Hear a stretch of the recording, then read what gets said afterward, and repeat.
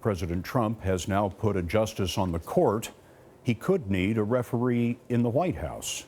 Major Garrett is there. It's a team. It's a great team. It's a team that gets along.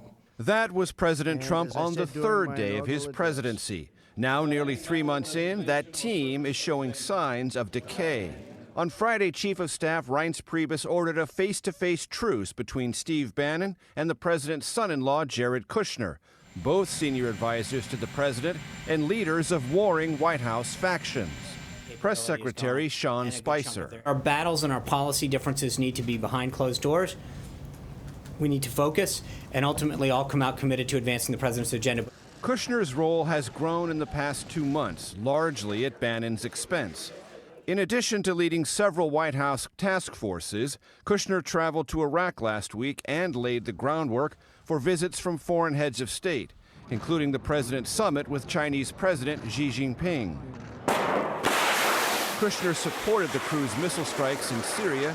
Bannon opposed them. The president's obviously very pleased with the last week that he's had and the accomplishments, especially on the foreign policy front. Bannon, who helped craft the president's travel ban executive order, lost ground when it was struck down in federal court. Last week, he was removed from the National Security Council. If you think they're going to give you your country back without a fight, you are sadly mistaken. Bannon, a populist with nationalist views, and his allies disparaged Kushner's alliance as the globalist Democrat wing of the White House. In an interview with CBS This Morning, Ivanka Trump, Kushner's wife, downplayed infighting among Trump advisors. And I do think we have a lot of different viewpoints at the table, but they're not at odds with one another. I think anyone you ask will say that that's a positive thing.